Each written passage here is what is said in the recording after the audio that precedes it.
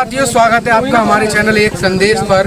मैं राहुल लोधी आज डिवाई के धीमई ग्राम में हूं और यहां पर एक ग्रामीण दौड़ प्रतियोगिता का आयोजन किया गया है, जहां पर आप मेरे पीछे देख रहे हैं विजेता भी हैं और उपविजेता भी हैं। विजेता को देखा जाए तो उनका निरंतर मेहनत, उनका प्रयास और उनकी जो सफलता है वो उन्हें उनके मेहनत से ही मिलती है और उनका निरंतर प्रयास उन्हें सफलता की ओर ले जाता है। आप देख रहे हैं पूरी ग्रामीण प्रतियोगिता में किस प्रकार से यहाँ पर लोगों ने भी इन लोगों का हौसला बढ़ाया है और उनको प्रोत्साहित किया है। गांव में कभी कभी हम अपने डिवाई की तरफ देखते हैं तो हमें कभी कभी ऐसा लगता है कि हमारा डिवाई बहुत पिछड़ा हुआ क्षेत्र माना जाता था, लेकिन डिवाई के पिछड़ेपन को दूर करने के लिए यहाँ के युवाओं ने एक नई जागृति पैदा की है, जागरूकता पैदा की है। इसी का कारण है कि आज जगह जगह गांव-गांव ग्रामीण दौड़ प्रतियोगिताओं का आयोजन हो रहा है और उसी के समक्ष हम भी इसी दौड़ प्रतियोगिता में आए हुए हैं और यहाँ पर ये जो विजेता हैं इनसे जानेंगे कि इनकी जो मेहनत है, लगन है, वो किस प्रकार से नियमित रूप से करते हैं। तो क्या नाम है आपका? मेरा नाम जैना जाट मामू, मेरा गांव है मामू।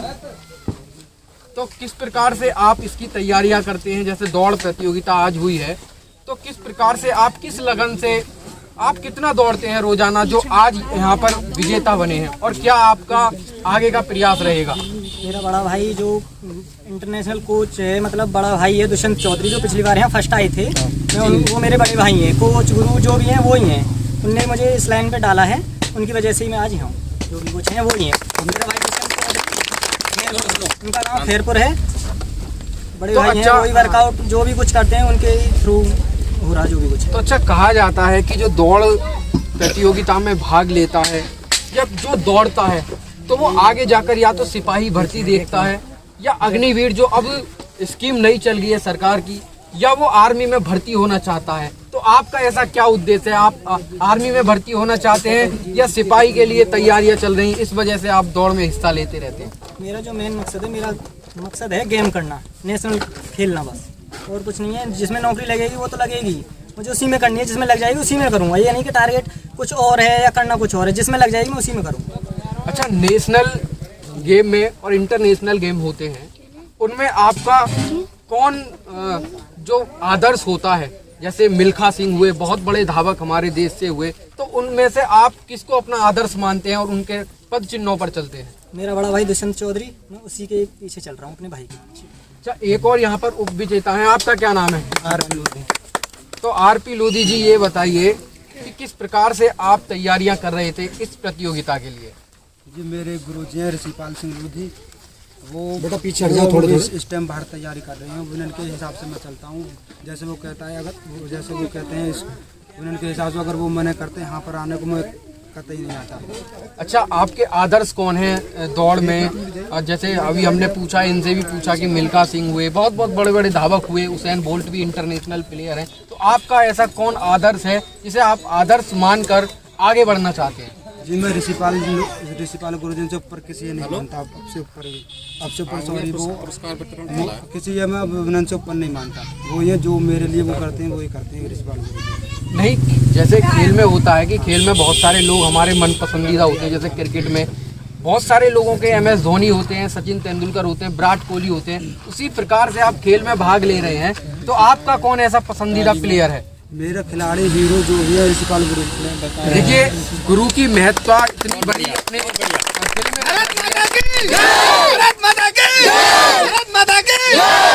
कि जो इनके गुरु हैं उनको ही सर्व दर्जा दे रखा है, सर्व मान्य उन्हीं को मान रखा है, और यही दिखाता है कि गुरुर ब्रह्मा गुरुर विष्णु गुरु देवो परम ब्रह्मा। तो इसी प्रकार से हम ग्रामीण लोग भी हैं, इनसे भी जानते हैं आप इस दौड़ के आयोजन करता है, कैसे आपके मन में विचार आए इस ग्रामीण दौड़ प्रतियोगिता? बच्चों के उत्साह बढ़ाने के लिए हम यहाँ रनिंग प्रोग्राम रखते हैं और हर साल अगर सबका सहयोग रहा तो उसी कदम में आगे बढ़ाते रहेंगे। मतलब कितने वर्षों से आप ये प्रोग्राम करते आ रहे हैं? अभी हमने दूसरे राउंड में प्रोग्राम किया, मतलब दूसरी बार किया, पिछली बार भी किया था और आगे को भी करते रहेंगे। अच्छा, ये देखा गया है कि हमारी डिवाई में जैसे आपने ग्रामीण लेवल पर तो ये कर लिया है, अच्छा होता कि यदि यहाँ पर कोई स्टेडियम होता और आप लोग उसमें स्टेडियम में दौड़ प्रतियोगिता करते, तो कहीं ना कहीं डिवाई में स्टेडियम की कमी खलती है। तो आप जो यहाँ के सरकार है या यहाँ के विधायक या जनप्रतिनिधि है, उनसे क्या मांग करते हैं? यहाँ पर स्टेडियम होना चाहिए या नहीं होना चाहिए? क्षेत्र में एक स्टेडियम होना चाहिए जिससे कि हम अपना वहाँ पर प्रोग्राम रख सकें। तो और भी भैया हैं यहाँ पर जो दौड़ का आयोजन कर रहे हैं, विपिन कुमार नाम है इनका। तो कैसे आपके मन में ख्याल आया, दिमाग में ये जो मन है आपका, कैसे किया कि इसमें दौड़ प्रतियोगिता को किया जाए इस गांव में, जिससे कि गांव के जो बच्चे हैं वो प्रोत्साहित हो, उनका भी मनोबल बढ़े? मैंने सर्वप्रथम गांव में यही देखा कि क्या कहते हैं, गांव के बच्चे जो हैं तैयारी तो करते हैं लेकिन पर्याप्त रूप से तैयारी नहीं कर पा रहे हैं। बहुत पिछड़ा क्षेत्र है अपना डिवाई क्षेत्र, तो यहाँ की जो तैयारी करने के लिए पिछड़े हैं। तो मैंने सोचा कि हर साल इसमें एक प्रतियोगिता कराऊं जिससे लोगों का मनोबल बढ़े, बच्चे आगे को बढ़ें और दौड़ की तैयारी करते रहें। ये तो एक जरिया है कि क्या कहते हैं, दौड़ हम लोग करा रहे हैं हर साल। आगे मेरा मोटिव और भी है कि बच्चों को आगे और दूर दूर तक ले जाऊँ, मैं बच्चों के लिए आगे और बड़ी प्रतियोगिता कराऊँ, यही मेरा। अच्छा, कब से आप ये कराते आ रहे हैं? मैं पिछले 2 साल से ये दौड़ करा रहा हूँ। पिछले कोरोना की वजह से परमिशन नहीं मिल पाई थी, तो इस वजह से हम दौड़ नहीं करवा पाए। तो इस बार हमें परमिशन मिल चुकी थी तो हमने दौड़ करवाई थी। ये दूसरा हमारा वो है वार्षिक प्रोग्राम दूसरा। देखिए, हमारा जो डिवाई क्षेत्र है वो शिक्षा के मामले में भी पिछड़ा हुआ है, खेल के मामले में भी पिछड़ा हुआ है और औद्योगिक विकास के लिए भी पिछड़ा हुआ है। जब यहाँ के लोग बाहर जॉब करने जाते हैं, यहाँ से पूर्व मुख्यमंत्री बाबूजी कल्याण सिंह विधायक भी रहे हैं, उनकी कर्म भूमि रही है। और जब इस क्षेत्र को देखा जाता है तो यहाँ पे ना तो कोई फैक्ट्री है, ना स्टेडियम है, ना ही कोई अच्छा शिक्षा का संस्थान है, शिक्षण संस्थान है। युवा हैं, युवा लोगों से जानते, जैसे आज इन्होंने प्रतियोगिता कराई, अच्छा होता कि ये भी स्टेडियम में होती तो बहुत अच्छा लगता, लोग देखने और भी भीड़ हो सकती थी।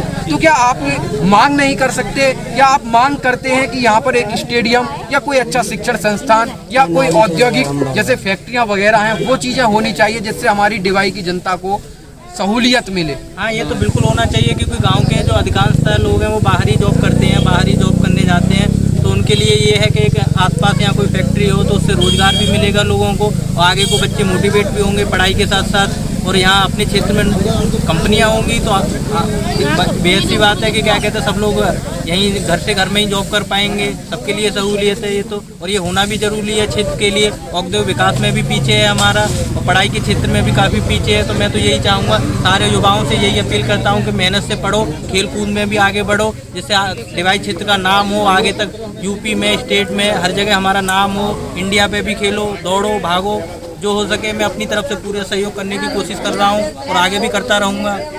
देखिए, बुलंदशहर क्षेत्र के लिए अभी औद्योगिक विकास के लिए ही 23,000 करोड़ का निवेश आया है और उस 23,000 करोड़ के निवेश में हमारी डिवाई के लिए जनप्रतिनिधि कितना लाते हैं, इस पर मंथन जरूर होना चाहिए। क्योंकि 23,000 करोड़ एनसीआर में लगने के बावजूद भी यदि डिवाई क्षेत्र में कोई कंपनियां ना लग पाई तो यहाँ पर कहीं ना कहीं हमारे जनप्रतिनिधियों का फेलियर होगा, कहीं ना कहीं वो असफल होंगे। तो हम डिवाई के मुद्दे और भी जो क्षेत्र के मुद्दे हैं उनसे आपको मिलाते रहेंगे और अपने चैनल के माध्यम से मुद्दे उठाते रहेंगे।